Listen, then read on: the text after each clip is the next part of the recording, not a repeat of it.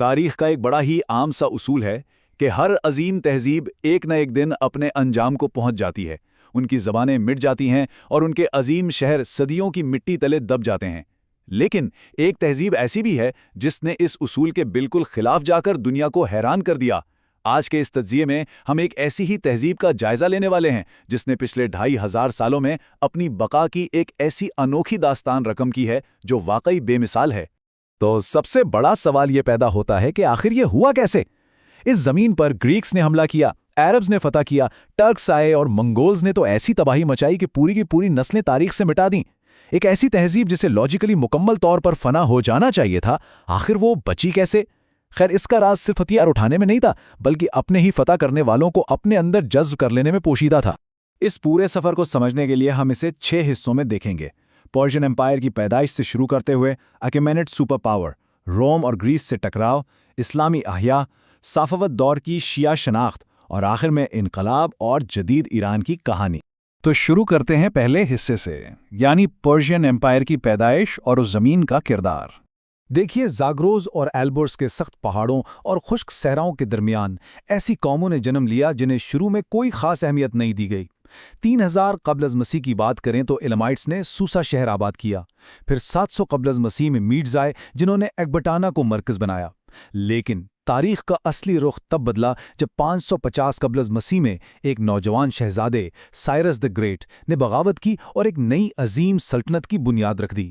Cyrus کی اس عظیم کامیابی کا راز صرف اور صرف فوجی طاقت نہیں تھی، بلکہ اس کی رواداری تھی، جیسے کہ اس کے مزار کی اس تحریر سے بھی جھلکتا ہے۔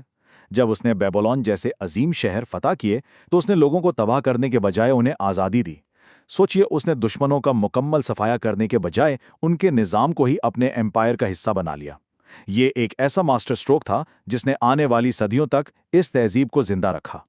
اب آگے بڑھتے ہیں دوسرے حصے کی طرف، دی اکیمینیڈ سپر پاور۔ اچیمینیڈ بادشاہ دیریس کی ترقی پر ذرا غور کریں۔ ایک ایسی سلطنت جو ایجین سی سے لے کر انڈس ریور تک پھیلی ہوئی ہو، اسے صرف ڈنڈے کے زور پر نہیں چلایا جا سکتا تھا۔ ڈیریس نے اسے 20 صوبوں میں تقسیم کیا، جسے سیٹرپیز کہتے ہیں۔ خطوط کے لیے 2700 کلومیٹر لمبا ایک رائل روڈ بنوایا، اور تو اور تجارت کو آسان بنانے کے لیے ڈائریک کے نام سے سونے کا سکہ متعارف کروایا، اور اپنی طاقت دکھانے کے لیے بہستون کا عظیم انسکرپشن پہاڑوں پر تراشوایا۔ یہ ان کی انتظامی صلاحیت کا سب سے بہترین ثبوت تھا۔ یہاں سے ہم آتے ہیں تیسرے حصے پر، clashes with Rome and Greece, یعنی جب ان کا سامنا مغربی طاقتوں سے ہوا۔ تاریخ کے اس حصے میں ایک کے بعد ایک دھماکے دار اتار چڑھاؤ ہیں۔ 490 قبل از مسیح میں انہیں یونانیوں سے شکست ملی، پھر 330 قبل از مسیح میں الیگزینڈر دی گریٹ نے آ کر عظیم شہر پرسوپلس کو راکھ کا ڈھیر بنا دیا۔ ایک وقت کے لیے تو لگا کہ کہانی ختم، لیکن پھر پارتھین ایمپائر کا عروج ہوا جس نے 53 قبل از مسیح میں کاررے کے مقام پر دنیا کی اس وقت کی سب سے بڑی طاقت روم کو ایسی شکست دی جو تاریخ میں امر ہو گئی۔ تو پارتھینز نے آخر رومنز کو ہرایا کیسے؟ یہ بڑا دلچسپ ہے۔ رومنز کے پاس بھاری پیادہ فوج تھی جو بالکل سخت فارمیشنز میں لڑتی تھی۔ اس کے بالکل الٹ پارتھینز نے ہٹ اینڈ رن، یعنی مار کر بھاگنے والی ترکیب اپنائی۔ ان کے پاس گھڑ سوار تیر انداز تھے اور تیروں کی ایک ایسی سپلائی تھی جو ختم ہونے کا نام ہی نہیں لیتی تھی، کیونکہ اونٹوں پر ان کا بیک اپ پیچھے چل رہا تھا۔ رومنز وہاں بالکل بے بس ہو کر رہ گئے۔ پھر انٹری ہوتی ہے ساسینین دور کی، جسے سنہری دور بھی کہتے ہیں۔ انہوں نے طاقت کو اور مرکزی بنایا اور شہنشاہ کا رتبہ اختیار کیا۔ یہاں زرواسٹرینزم کو سرکاری مذہب کا درجہ مل گیا، اور یہ صرف جنگی دور نہیں تھا۔ گندیشا پور جیسی زبردست اکیڈمیز قائم ہوئیں جہاں دنیا بھر کے اسکالرز آتے تھے، اور خسرو اول کے زمانے میں کمال کے ٹیکس اور ملٹری ریفارمز لائے گئے۔ اب چلتے ہیں چوتھے حصے کی طرف، عرب فتوحات اور دی اسلامک کلچرل ریوائول۔ عرب فتح کے بعد سب کچھ بدل گیا اور ایک نیا نظام قائم ہوا۔ اس دوران ایک لفظ بہت عام ہوا، موالی۔ یہ وہ غیر عرب لوگ تھے جنہوں نے اسلام تو قبول کر لیا تھا، لیکن شروعاتی امیت دور میں انہیں برابر کا درجہ نہیں دیا گیا، ایک نچلا سٹیٹس دیا گیا۔ اس غیر برابری نے ان کے اندر ایک شدید ناراضگی پیدا کر دی، جس نے آگے چل کر عظیم عباسید انقلاب کی بنیاد رکھی۔ اور یہاں سے وہ تھیوری سچ ثابت ہوتی ہے جس کے گرد یہ پورا تجزیہ گھومتا ہے۔ فتح کرنے والے خود فتح ہو گئے۔ عباسد دور میں ایرانی ثقافت مٹنے کے بجائے پوری طاقت سے واپس ابھری۔ عباسدس نے اسی قدیم پرشین بیوروکریسی کو اپنا لیا، اور اسی دوران فردوسی نے اپنا عظیم شاہکار شاہنامہ لکھا جس نے فارسی زبان کو ہمیشہ ہمیشہ کے لیے امر کر دیا۔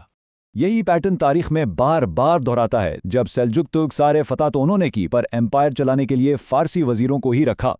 इससे भी ज़्यादा हैरत अंगेज बात तब हुई जब मंगोल्स ने हमला किया। उनकी तबाही की मिसाल तो कहीं नहीं मिलती। उन्होंने शहर, ज़मीन, पानी के कनात सब तबाह कर दिए, लेकिन आखिर में नतीजा क्या निकला? कुछ ही अरसे बाद मंगोल्स खुद मुसलमान हो गए और ईरानी आर्ट और सकाफत के सबसे बड़े सरपरस्त बन गए। 5वां हिस्सा, द सफविड शिया आइडेंटिटी और एक नई पहचान। सफवी दौर का आगाज़ एक रूहानी और मजहबी तहरीक से होता है। इनके सबसे वफादार जंगजू क़िज़िलबाश कहलाते थे, जिसका मतलब है लाल सर। ये लोग एक सुर्ख रंग की ऐसी टोपी पहनते थे जिसमें 12 निशान होते थे, जो 12 शिया इमामों की निशानदही करते थे। इन्हीं बाहिम्मत जंगजुओं की मदद से 1501 में एक नौजवान इस्माइल तख्त पर बैठा। शाह इस्माइल का एक ऐसा फैसला था जिसने खित्ते का नक्शा ही बदल दिया। 12 वर्ष शिया इस्लाम को सरकारी मजहब करार देना, ये वाकई एक बड़ा तारीखी मोड़ था। इस एक इक़दाम ने ईरान को उसके सुन्नी पड़ोसियों, ख़ासतौर पे ऑटोमन एम्पायर से हमेशा के लिए अलग थलग कर दिया। मज़हब और सियासत आपस में जुड़ गए और एक बिल्कुल नई खुद मुख्तार शनाख्त ने जन्म लिया। और आखिर में हमारा छठा हिस्सा, रेवोल्यूशन और मॉडर्न ईरान का वजूद। 20वीं सदी तक आते आते हालात ने तेज़ी से करवट ली। 1925 में पहलवी ख़ानदान का उरूज हुआ, जिसने जिद्दत लाना शुरू की। लेकिन 1953 में एक बैरूनी हिमायत याफ्ता कू के ज़रिए प्राइम मिनिस्टर मोसद्दक को हटा दिया गया।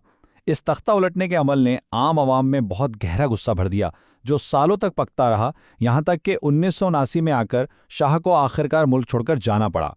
इन्हीं वाक़यात का क्लाइमैक्स था 1979 का इस्लामी इनकलाब। 2500 साल से चली आ रही बादशाहत का मुकम्मल एंड हो गया। आयतुल्लाह खुमैनी जिलावतनी से वापस तशरीफ़ लाए और सियासत और मज़हब एक मरकज़ पर आ गए। एक पुरानी बादशाहत की जगह अब एक नए थियोक्रेटिक रिपब्लिक ने ले ली। ये निज़ाम की पूरी तरह से काया पलट थी।